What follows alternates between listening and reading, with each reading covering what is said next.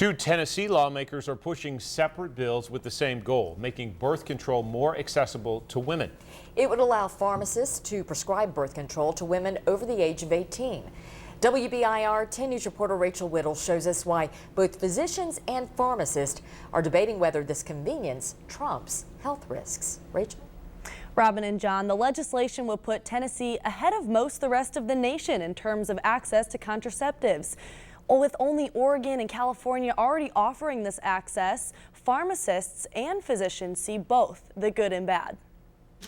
While ACOG supports it, I don't know that it's the best thing for patients. Two Tennessee lawmakers hope to make birth control more accessible, allowing women to avoid a doctor's appointment and head right to the pharmacy instead. It's recognizing that there is a problem with patients' accessibility to a reliable contraception.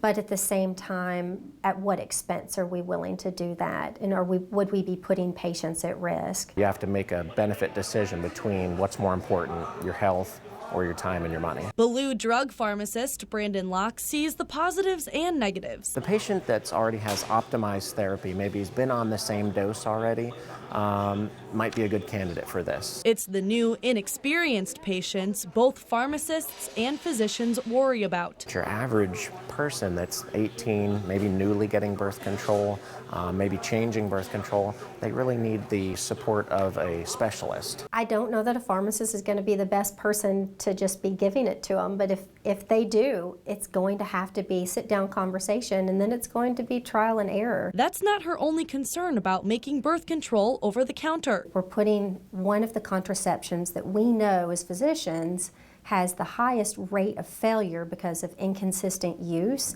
in the hands of a teenager who potentially could be thinking they're protected and having more unprotected intercourse. As the bills move forward, health professionals all agree patients come first. I would like to make sure that there's enough involvement from healthcare and/or special training to make sure that safety is the most important thing for the patient.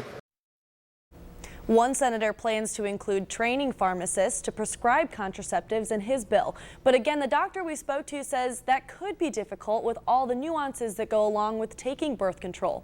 Both Senator Stephen Dickerson and Senator Jeff Yarborough plan to file their legislation within the next few weeks. Robin and John? And we will be watching.